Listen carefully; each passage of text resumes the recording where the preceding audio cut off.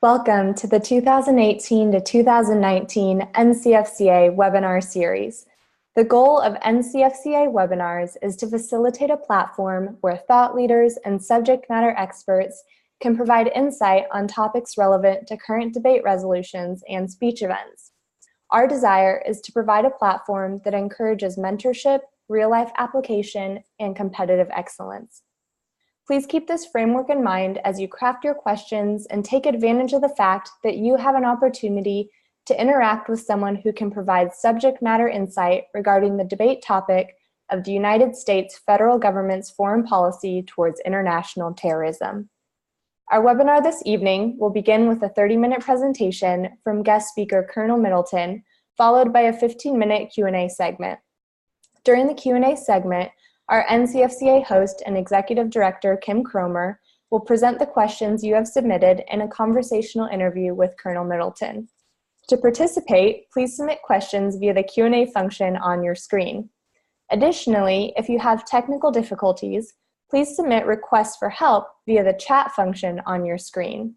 Our webinar tech support team is on the back end and ready to help in any way we can. Between the presentation and Q&A, we will break for a short giveaway announcement hosted by Patrick Henry College. PHC alumna and current prospective marketing lead, Amy Stoff, will present this giveaway. During the giveaway, Amy will be available to answer a few questions about Patrick Henry College. So if you have any questions specific that you would like to have addressed, please submit those via the Q&A function as well. 3 giveaway winners will be selected, 2 based on engagement, and 1 at random. Winners will receive one of the following prizes: the book Does Terrorism Work by Richard English, the book Voices of Terror by Walter LeCure, and the book Friction by Clark McCauley and Sofia Monskalenko. And with that, it is my honor to invite our Executive Director, Kim Cromer, to join me on screen as I introduce her to you this evening. Kim Cromer will be our NCFCA host tonight. She and her husband of nearly 25 years, Jeff, and their 3 daughters began their NCFCA journey in 2007. Since that time, they have lived in 4 different NCFCA regions and graduated all of their girls from high school. Kim holds a master's in human nutrition from Clemson University and taught as an adjunct professor at several colleges and as a high school science teacher. This teaching experience crossed over into NCFCA leadership, where she has served as Regional Director, Director of Forensics, and now Executive Director. And with that, I will turn this presentation over to you, Kim. Thank you so much for joining us. Absolutely, Natalia. Thank you so much. Of course, I'll join you in saying how super excited we are to host our great friends tonight at Patrick Henry College. Of course, because of our common connections with HSLDA, NCFCA, and Patrick Henry have a long partnership with several hundred NCFCA alums finishing their education, coming out of homeschools right into education there at Patrick Henry. So we are super excited to have you all with us tonight. Especially, I'd like to introduce those of you watching this evening or by recording to our distinguished speaker this evening. Colonel Gordon Middleton became the Director of Strategic Intelligence Program at Patrick Henry College in June of 2004. He teaches various upper division courses on U.S. intelligence history there at Patrick Henry, and he's also authored many publications, including a book called Wargaming, Encyclopedia of U.S. Intelligence. Colonel Middleton is a military veteran with 28 years of commissioned service when he retired from the U.S. Air Force in 1997. He holds numerous Air Force and joint military decorations and is certified as a Department of Defense Level 3 Program Manager. He holds several degrees, including a Doctorate of Strategic Leadership from Regent University, a Master's in Public Administration from the University of Auburn at Montgomery, a Master's in Physiology and Biophysics from Colorado State University, and a Bachelor's in Science and Physics from the U.S. Air Force Academy. So with that, Dr. and Colonel Middleton, we welcome you this evening to share with our NCFCA affiliates. Very much. Very glad to be with you this evening, representing our college here at Patrick Henry, as well as our Strategic Intelligence program.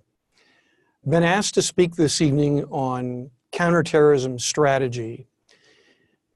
There are several pieces of this that I want to break down for you. In the intelligence research and analysis class that I teach, my students will know that I am very fond of relying upon multiple frameworks to try to address hard problems, because they can help us develop and obtain and gain insight into some very challenging issues if we look at them from different perspectives. So I'm going to be presenting tonight, for your consideration along those lines, a couple of different frameworks. One of them associated with understanding the basic Islamic radicalization process itself. Second, we will take a look briefly at somewhat of a side-by-side comparison, at least at highlights, between the Obama administration counterterrorism strategies and the Trump administration strategies. And then we will also take a brief look at some different schools of thought, some of the books, authors that are written on this subject. My objective is this evening not to make you an expert on counterterrorism by any means, but rather to orient you to some of the channels that I would highly encourage your research to pursue as you prepare yourself for your upcoming competitions. I will also be recommending a number of different resources and some authors that I think will be helpful to you as you begin to do your broad-based research in preparation for that. So with that, let's plunge right in together this evening, shall we? The first thing that I would like to talk about is that there are multiple theories, if you will, for understanding what this thing that we refer to as Islamic terrorism is. Had the opportunity one time to sit across the table from an individual who subsequently became the director of Central Intelligence at one point. One of his comments was that I thought was very telling, that if we are not able to identify the enemy, if we don't understand who they are, if we don't understand what motivates them, what objectives they have, what they are trying to achieve, our ability to craft a counter strategy is clearly doomed to failure. And this first framework that I'm going to present, that is shown here on the first slide as they bring that up, talks about three different theories about Islamic terrorism. The first of those is called the waning theory. This is primarily coming out of the writings of an individual by the name of Mark Sageman. His book, Leaderless Jihad, came out in 2008. This was all about this notion that Al-Qaeda was devolving away from a centralized organization into a decentralized organizational structure. And terms like lone wolf, self-radicalization became very much a part of that notion of who the enemy was, what the dynamic was that was going on, and who the real opponents were. The second theory is loosely called Al-Qaeda Central theory. To a large extent, one of the primary spokesmen for this view was Bruce Hoffman, who actually wrote a very notable critique of Sageman's book, Leaderless Jihad, in Foreign Affairs. And in this, he basically made the counter-argument that no, this was not about individuals. This was still very much about a centralized organization with a top-down sort of organizational structure, a central ideology, and this was all about the Al-Qaeda organization. The third contrasting idea I think was written about very effectively by George Weigel in his book, Faith, Reason, and the War Against Jihadism. And in this ideological globalism theory, this puts the emphasis not nearly so much on the individual, like Sageman did, nor on the Al-Qaeda organization, the way Bruce Hoffman did, but rather on the underpinning foundation of the radicalist jihadist ideology. So I'd like to take a look for a few minutes and drill down, if we might, on those three different ideas for a moment. So if we look at the spokesman, I've already touched on that. Chart 2 then also identifies that the issue of the power or the motivation of the followers is very noticeably different among these three different perspectives. In Sageman's view, it is a loose network of self-directed individuals and or even amateurs, that it is all about networks radicalizing, mobilizing, and militarizing their recruits as well as themselves. In contrast with Hoffman's view that this terrorist organization is about this Al-Qaeda Central and exists in the context of a very disciplined organizational construct with a central command, very, we might even say, militaristic in its top-down hierarchy and infrastructure, a very command and control kind of organization, with the center, which you may know Al-Qaeda refers to, the center being at the nexus, at the most central portion of what is actually going on.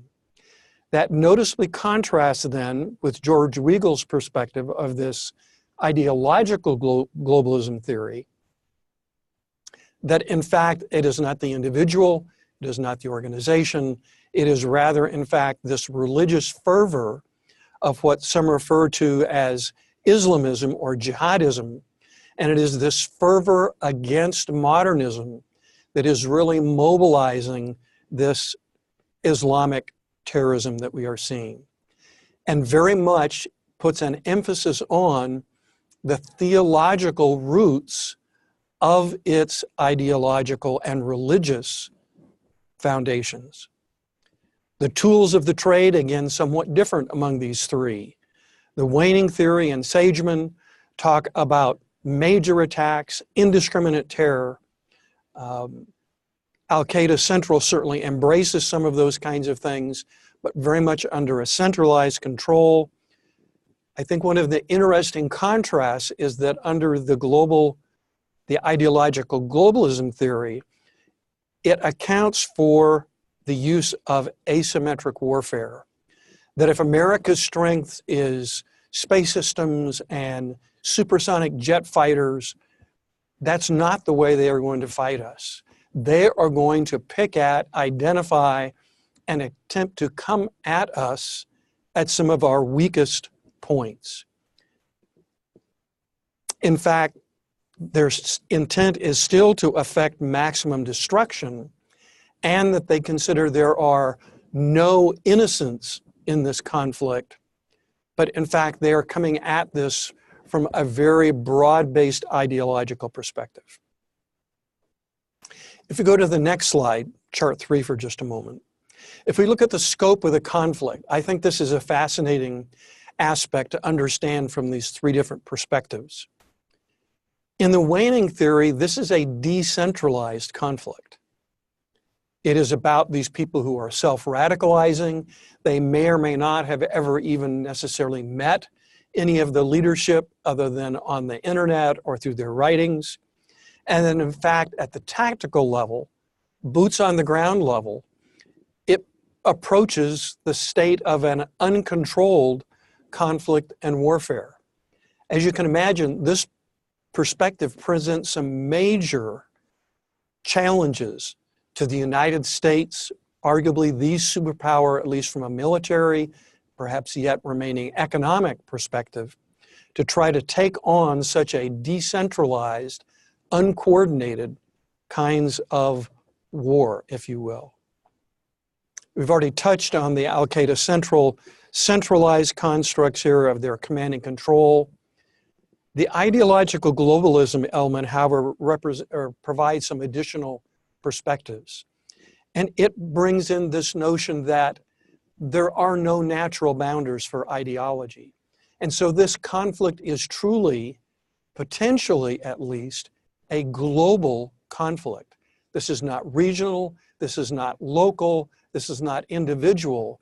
This is, in fact, something that needs to be understood for its global dynamics, including the geographic diversity as well as the functional diversity. And I think this is also a very important point to think on that comes out of this ideological globalism perspective, and that is functional diversity.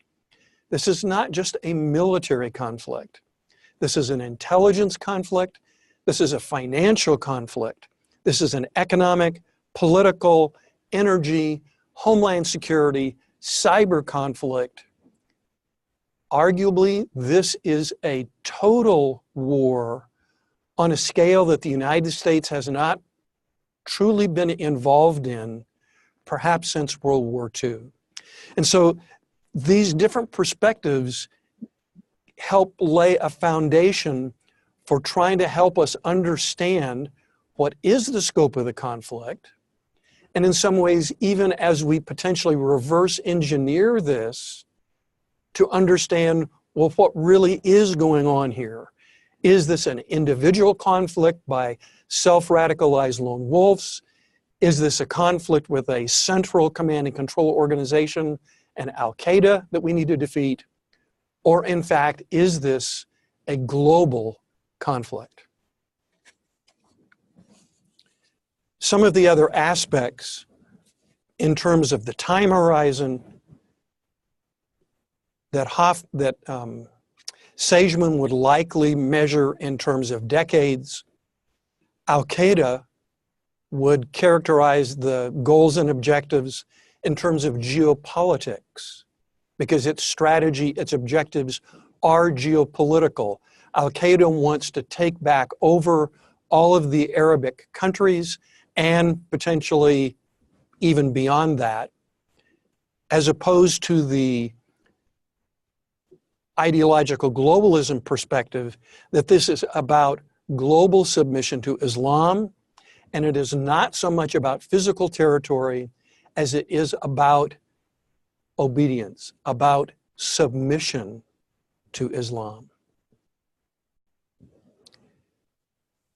Some of the implications of these different schools, for just a moment, that I would like to challenge you to be thinking about. You're looking at Sageman's theory, this notion of the waning theory, an individual-based. It is much more amenable to a law enforcement sort of approach. Contrasting that with the Hoffman Al-Qaeda central theory, this is about taking leadership down. This is about identifying the leadership of Al-Qaeda and slowly starting to tick off and to take them out of the fight, if not kill them. It is also about attacking their lines of supply and their logistic supplies, because this is a top-down organization. Logistics and trying to defeat that kind of an opponent inevitably include those lines of supply. When we look at the ideological globalism theory, however, the implications of this are somewhat different. Weigel and others have argued that coming from that perspective, one of the challenges to counter it is that we may need to be on the lookout for an Islamic Leo XIII, someone from within the Muslim world who might be able to broker some sort of a critical engagement with enlightenment and modernity, because at its base, from this perspective, radical Islamic terrorism is not just geopolitical. It is not about lone wolf radicalism. Its conflict is against modernity in general terms. One of the things that I particularly appreciate in Weigel is that his emphasis for a counter strategy is that our dedication to truth and truth-telling, perhaps somewhat in contrast with political correctness, is an absolutely vital part of that strategy if in fact that perspective is correct. The last comment I would make before we move on to some other areas is that there are some noticeable differences in terms of what the national security establishment refers to as deterrent strategies among these perspectives. In particular, both the Al-Qaeda Central Theory as well as the ideological globalism perspective, I think would both argue that deterrence strategy, that deterrence is highly unlikely to work if in fact what we see going on is accurately described by those perspectives. Hoffman clearly underscored a number of things that terminology is important, and that would be shared with Weigel as well. He also argued that following the money would be an important part of that strategy if in fact this is about Al-Qaeda Central. Again, I mentioned the logistics and supply and the money flow being an important part of that.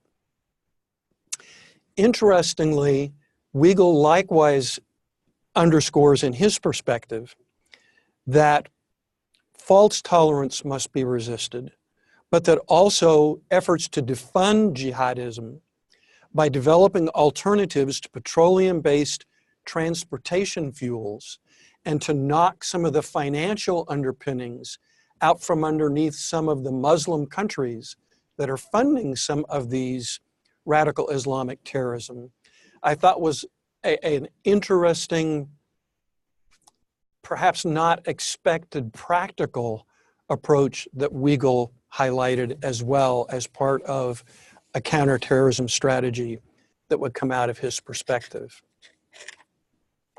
So the waning theory, the Al-Qaeda Central theory, the ideological globalism theory, different perspectives suggestive of different counterterrorism strategies and underpinnings of them to attempt to disrupt, if not defeat.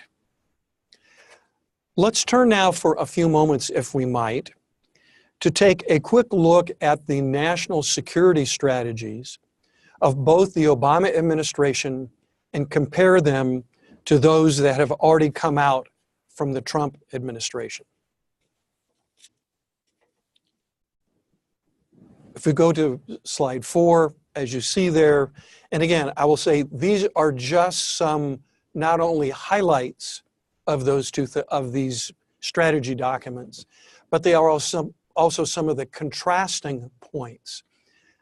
I highly recommend that early in your research and reading, you need to be looking at these primary documents for yourself. One of the areas of emphasis in our approach to classical liberal arts here at Patrick Henry College, and certainly in our strategic intelligence program, is that reviewing the primary documents is something that you cannot substitute for. Merely reading what other people have said on certain subjects or what other people have written may be good and certainly has its place, and that's certainly an emphasis that I'm going to make to you this evening about reading different perspectives on this. However, getting back to the original documents, read the Obama National Security Strategy of 2015.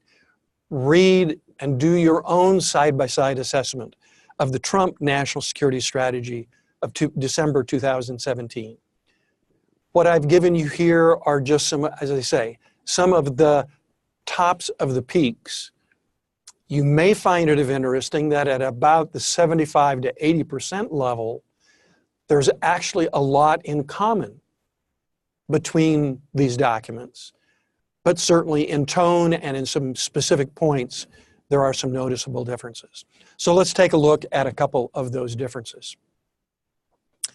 First of all, I'm going to talk for a couple minutes about the national security strategy, and then we're going to talk about a lower level supporting document, the National Counterterrorism Strategy, that needs to support and come underneath and align with that top level document. So we're going to take a look, first of all, at that top level document because of the way that it sets the table, if you will.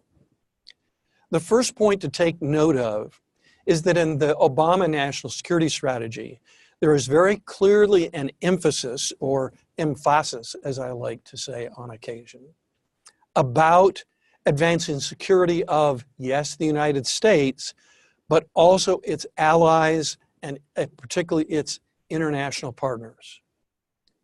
There is some of that flavor in the Trump National Security Strategy as well. However, no big surprise, the primary point of emphasis in the Trump National Security Strategy is about protecting the U.S. homeland, about protecting the American people.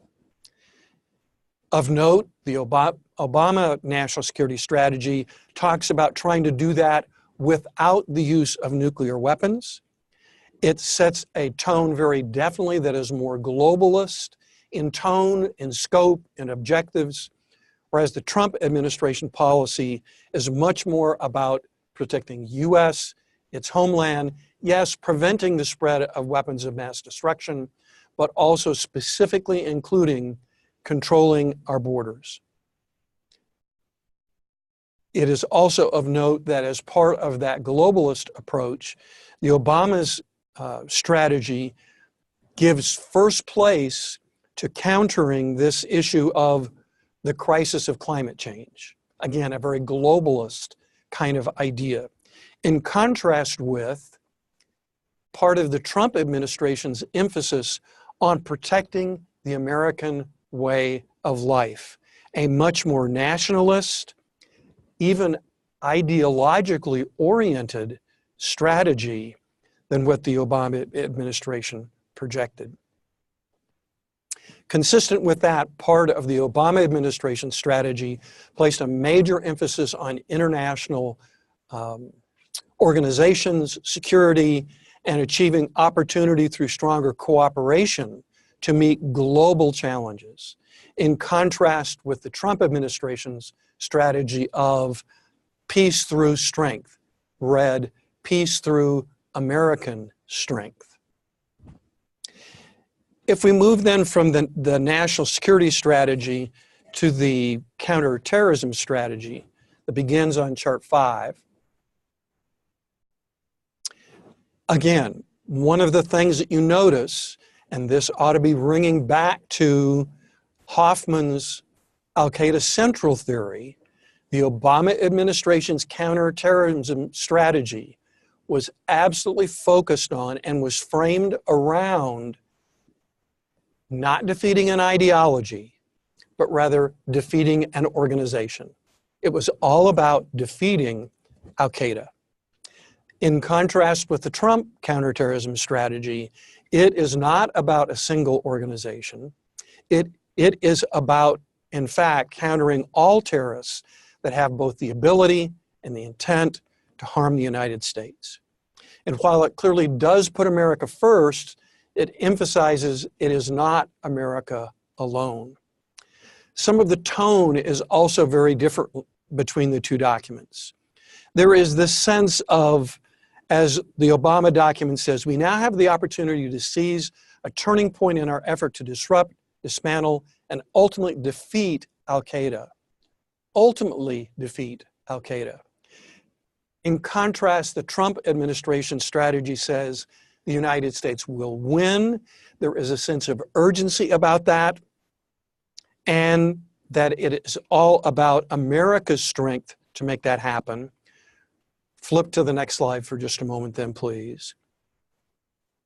That we are going to eliminate those threats as opposed to just protect ourselves, and that it is all about the ideology, with an interesting twist that the strategy, and this doesn't often come out certainly in the mainstream media, but at least at the strategy statement level, the Trump administration is saying and we expect our foreign partners to do their share.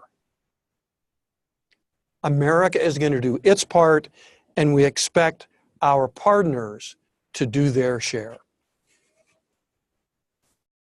We flip to the next slide for just a moment. We're running short on time here.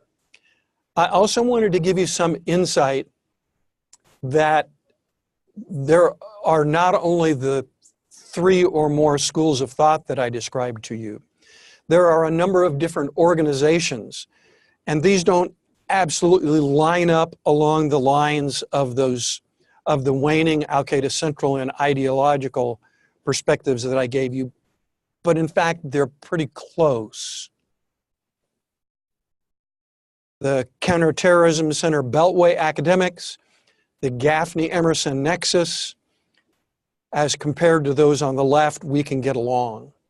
And I owe thanks to one of our other professors here at Patrick Henry College, Dr. Brian Otten, who, as a result of some conversations that we had 2 or 3 years ago, developed this layout for us.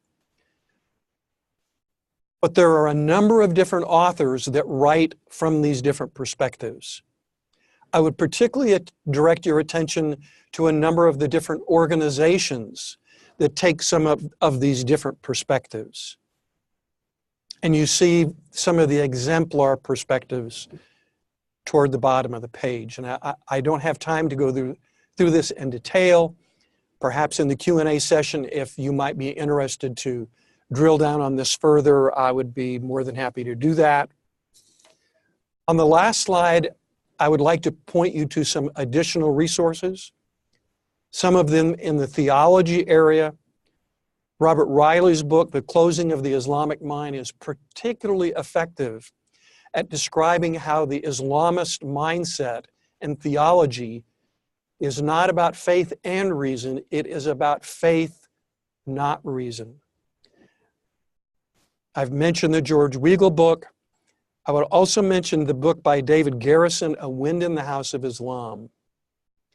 There is a spiritual dimension to this activity that is going on.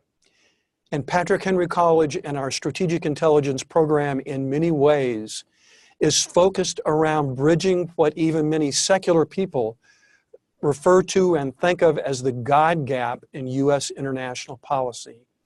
Because our society at large has become so secular that we have forgotten how theologically based the rest of the world is. And the Holy Spirit is at work in the world today. A number of additional counterterrorism strategies there. Dr. Hamid's book takes a medical doctor's approach.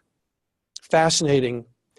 Graham Wood's article on what ISIS really wants is actually a secular look at what is going on in what is arguably a fundamentally theological organization.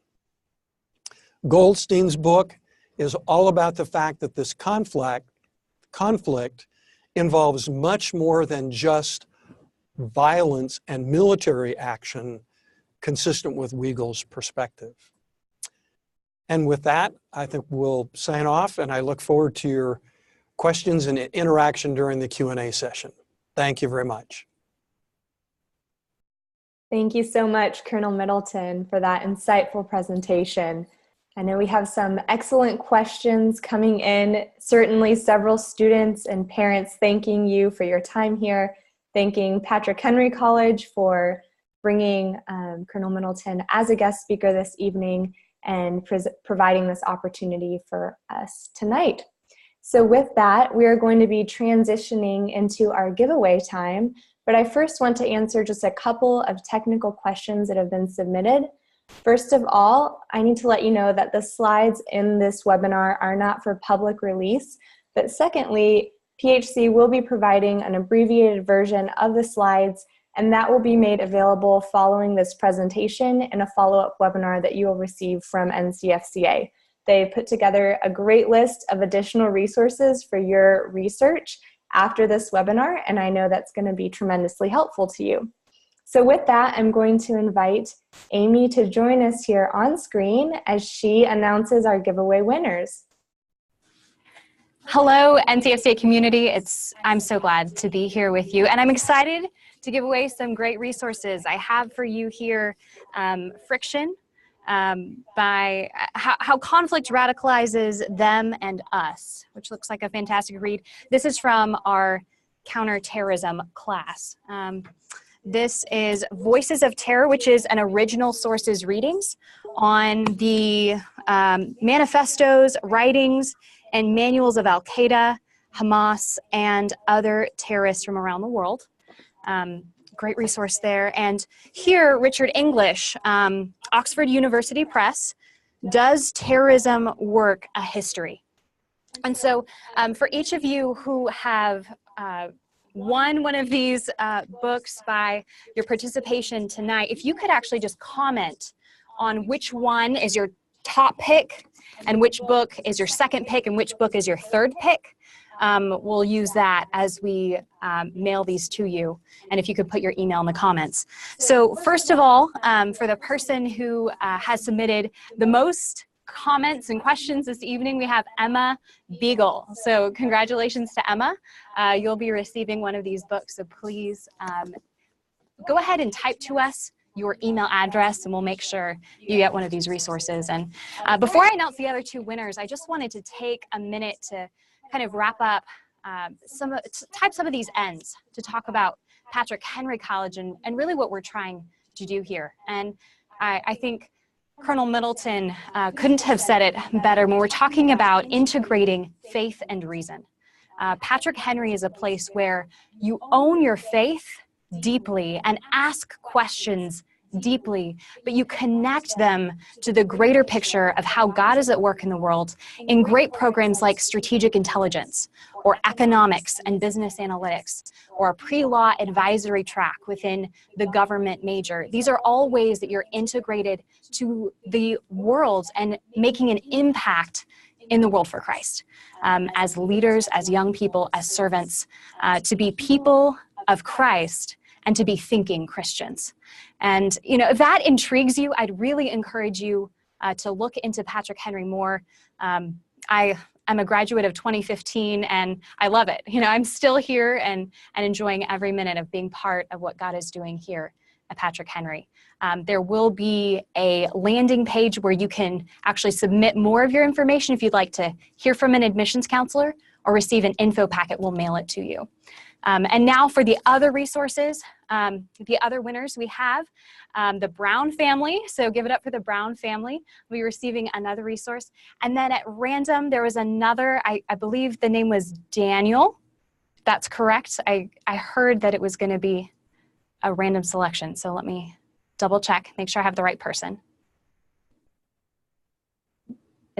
Are we correct there? Okay, Daniel. Okay, so Daniel, you'll be receiving one of these as well. So thank you so much, NCFCA community. We're so glad to support you here at Patrick Henry. Let us know how we can serve you. That is truly our desire, and we're grateful to be part of this. I will turn it over now to the Q&A session with Colonel Middleton. Thank you.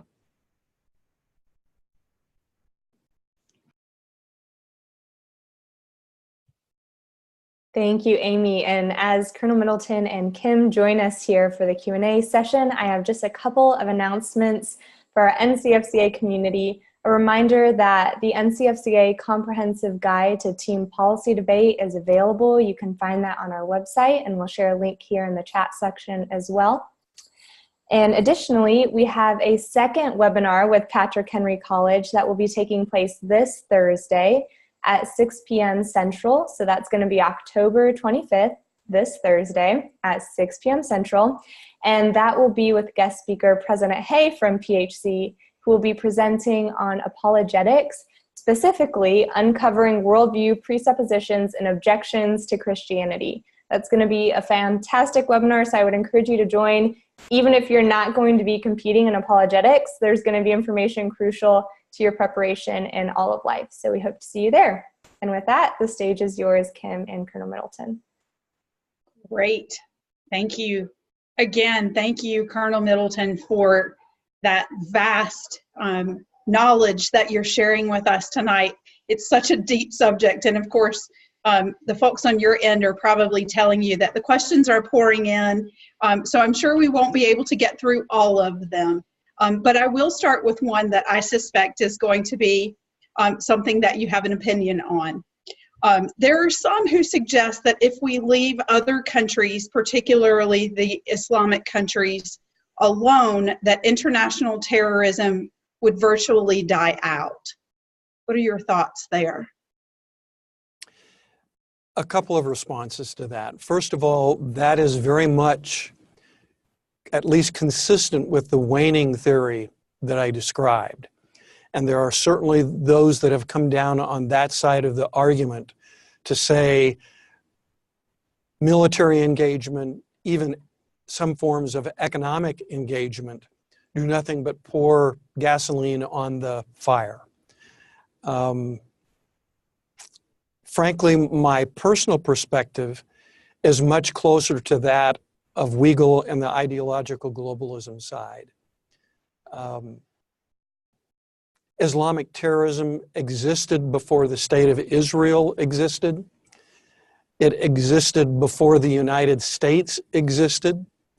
And in fact, the recent book by Robert Spencer detailing the history of jihad traces this all the way back to the end of the first millennium, approximately 1000 AD, that what we are seeing, in fact, is just another peak in a not just centuries-long phenomenon, but a multiple millennia-long process that has been going on.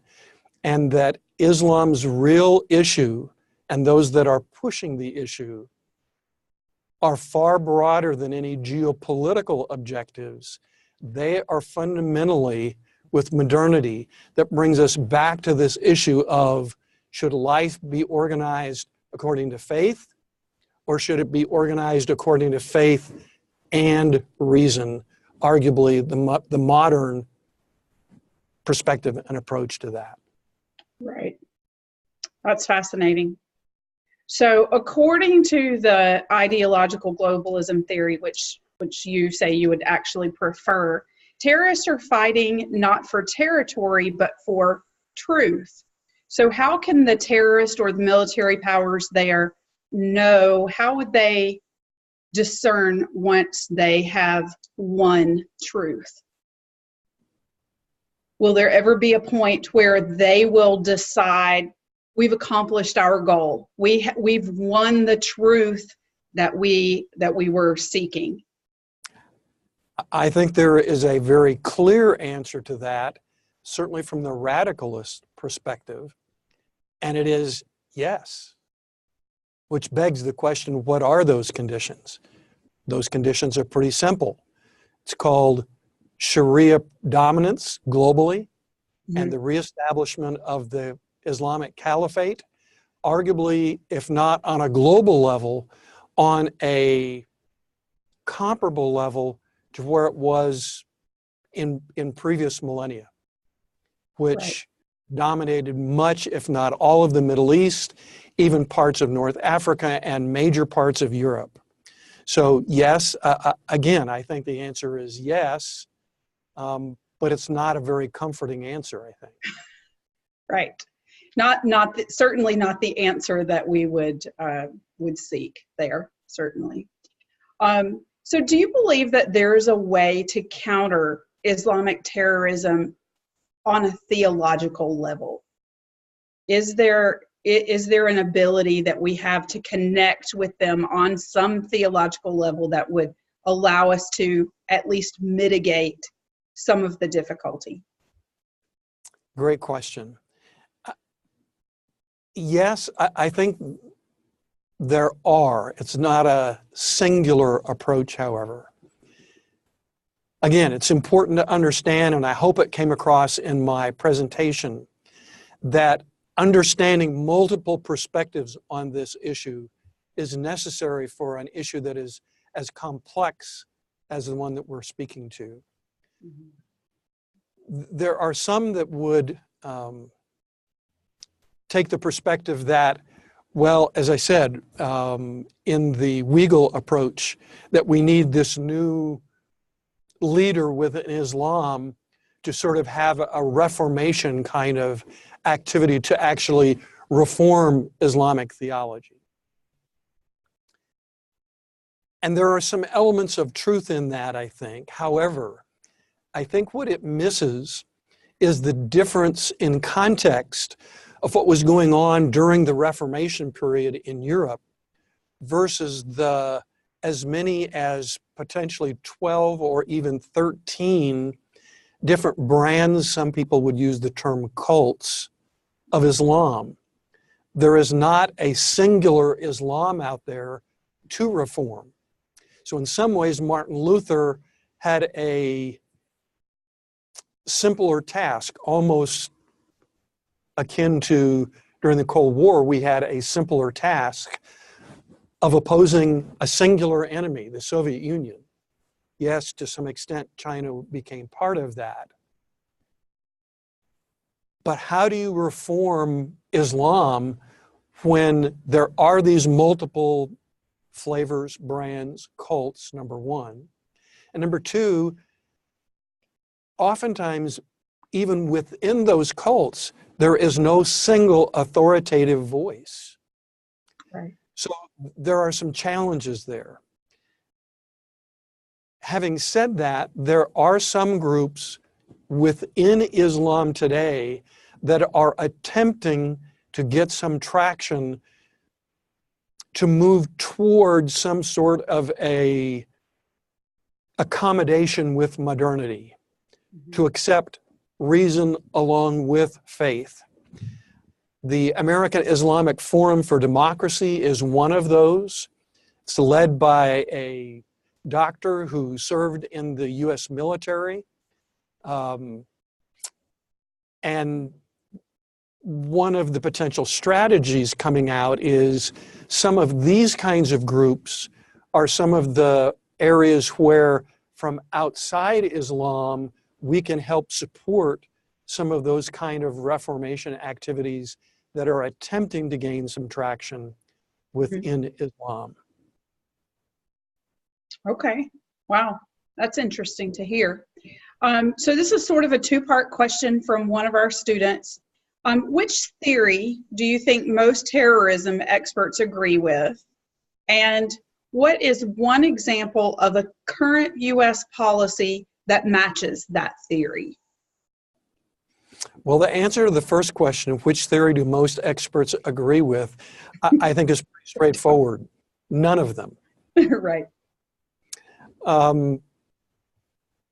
Hopefully you have gotten a sense that the previous Obama administration pretty much aligned with the Al-Qaeda Central theory.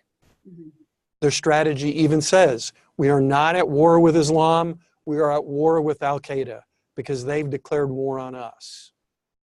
So there was a pretty good alignment there between the previous administration and that sort of centralized notion. It's also pretty clear that the Trump administration, with its emphasis on the ideological element of this, may not have bought into in its entirety this ideological globalism approach. But for the most part, they have tended to align on that part. So for example, one of the books by Sebastian Gorka, How to Win the War Against Jihadism, pretty much takes that ideological and, if anything, puts an increased emphasis on, can I put it this way, educating ourselves. Yes, some of that educational aspect is understanding where the radicals are really coming from. But I would argue even more primarily than that, one of the other books that he has written is called Why We Fight. And it is really a defense of Westernism, the Western liberal democracy in its historical sense, not in our current political sense. And so understanding that our Western culture is worth defending, what it has contributed to modern life and experience. And I think that's reflective that in, unfortunately, too many college campuses, too many places around our society, we've almost defaulted to the jihadist mindset that Westernism and Western democracy is the enemy, rather than understanding that is what has given us the benefits of our entire society and culture that we are enjoying in the United States today. So to springboard on that, what would you suggest is the foundation of that approach that, you know, that maybe the millennials, especially you mentioned college campuses, really are starting to, quote, blame America for infringing and sort of inciting difficulty? If I'm understanding your question, I think truth is the answer. Mm-hmm. Right. That was Here actually exactly what I was hoping you would say. Here at Patrick Henry Colleges, at Patrick Henry College, this notion that not only does absolute truth exist, that within our human framework, as imperfect as it is, we can comprehend that, perhaps not perfectly, perhaps not comprehensively, but to the extent that we truly understand who Jesus is, we will understand that core of what truth is about. We will be able to speak to it. We will be able to live it and demonstrate it to a watching world who is looking for some reality, for some basis upon which to found our lives. Absolutely true. It's all about that worldview, isn't it? It comes back to that and understanding truth. It absolutely does come down to that. And I think if there is one major challenge that we face culturally, it is that I mentioned this notion of asymmetric warfare. The radical jihadists are in many ways executing an asymmetric strategy to arguably hit us at an ideological front that we have never been less prepared to face as a nation, as a culture, than we are today. Right. Okay, let's jump into a couple of policy type questions. How do you think the U.S. would best invest its counterterrorism resources? Oh, that is an extensive question.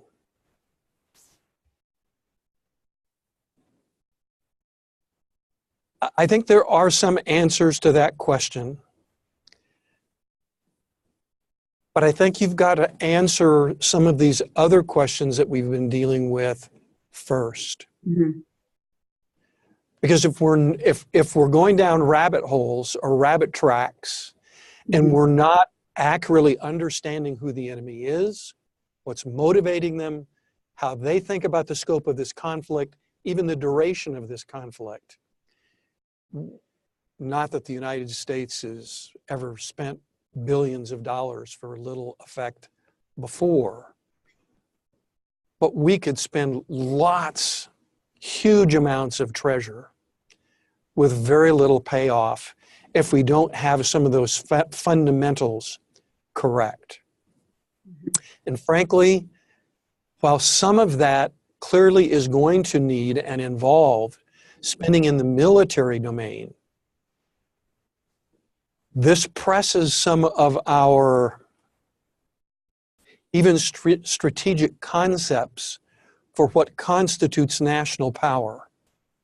Often talk in my classes about the elements of national power in the most simple model being diplomatic, intelligence or informational, military, and economic.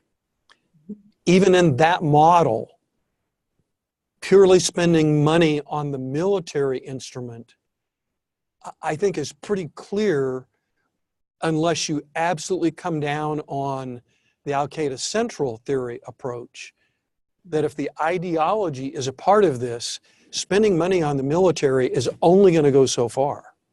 I don't care how much you spend. And I think part of the challenge is that my generation, and to a certain extent, the last 25 to 30 years, have tended to maybe teach us the wrong lesson, that the security of our nation was about the strength of our military. Mm-hmm. The strength of our nation is much more than that. And this conflict is highlighting that. Part of our challenge now is that academia is not aligning to defend the nation. I would argue what we are seeing with regard to open borders is merely one evidence of that notion that is gaining traction in our culture. Mm-hmm. True. We have a question here about, you mentioned that Obama aimed to work in counterterrorism without nuclear weapons. Has Trump effectively utilized nuclear weapons against terrorism, and if so, how?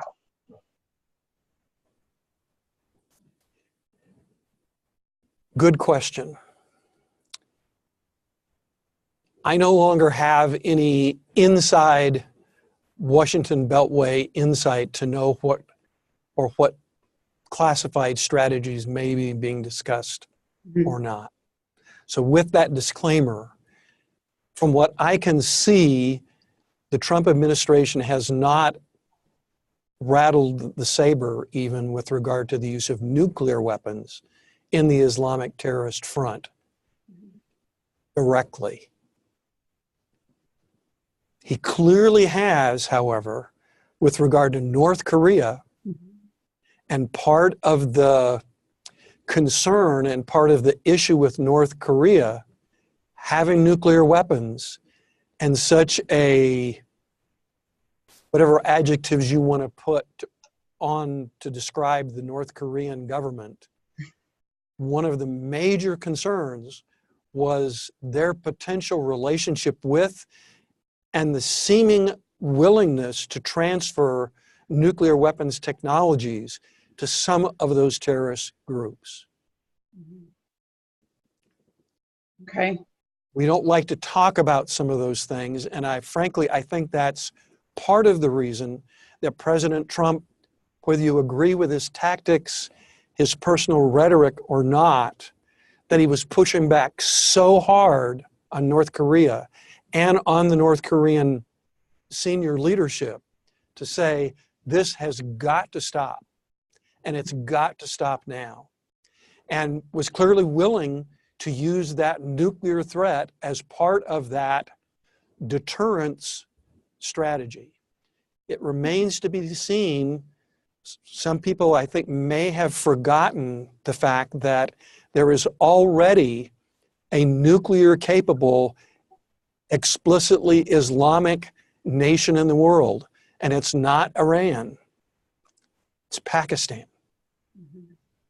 And that's one of the case studies that we look at in depth in the intelligence research and analysis class that I teach each spring, to try to get our head around what does that mean?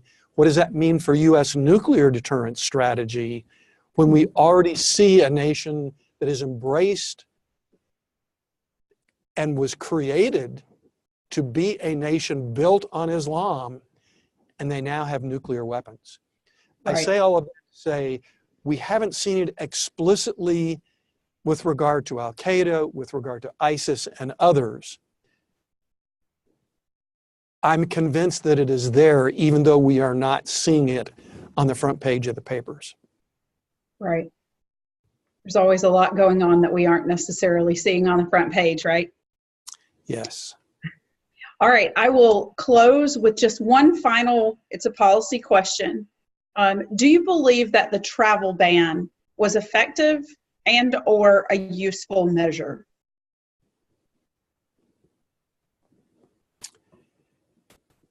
Did you say this was a policy question or a political question?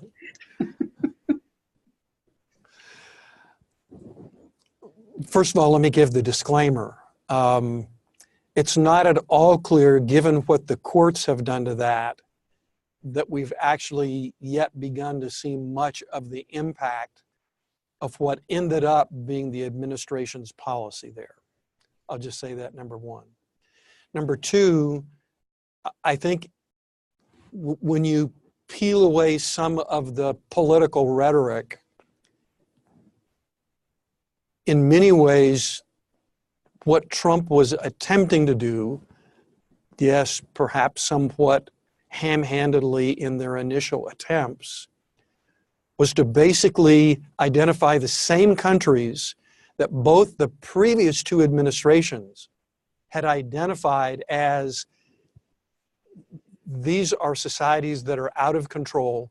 When people leave there, we have very little, if any, documented way to understand who, what, where, or where from, either physically or ideologically, these people are coming, and there is a track record of radical Islamic travel coming out of these arenas. We need to at least put a pause to that until we can, and again, whether the term is appropriate, I think it's descriptive, put on the additional extreme vetting process for people coming out of those kind of arenas, understanding that it was less than a third of the Islamic majority countries that were actually affected by that. Mm-hmm. So in theory, it would sound like that's not an unreasonable kind of thing to do. As with many policies, it really comes down to the detail in terms of determining how actually effective those sort of policies could be, even if we had political consensus, which we didn't, even if we had judicial consensus, which we didn't, and even if we had very effective implementation, which I think the court is still out on because I think it's too early. Okay. So did I hedge that sufficiently? Absolutely. Absolutely. That was great. Colonel Middleton, thank you so much. I want you to know personally that we are here at NCFCA are so excited that we have a place that we can send our students to learn to integrate faith and reason coming out of NCFCA as they've learned to communicate truth. This is just a great extension, and I'm so pleased with our partnership. And I am so grateful for your time that you spent with us tonight. I know our students could probably stay here for several more hours asking you questions. We will actually let you go eat dinner, but thank you again so much for your time. We are very, very grateful. Thank you so much. I think that tension between faith and reason is going to be a challenge that will stay with your students, your participants, probably for the majority of their adult lives. This is not a tactical short-term exchange. And coming to a place like Patrick Henry College to enable them in that process, well, all I can say is I'd look forward to seeing you, each of you, in my classes at some point in the future. Thank you very much. Fantastic. Thank you, Colonel Middleton. All right, one final thank you on behalf of all of our attendees who are sending their thanks in the chat. Thank you, PHC, Colonel Middleton, for the time and expertise that you've invested in us this evening.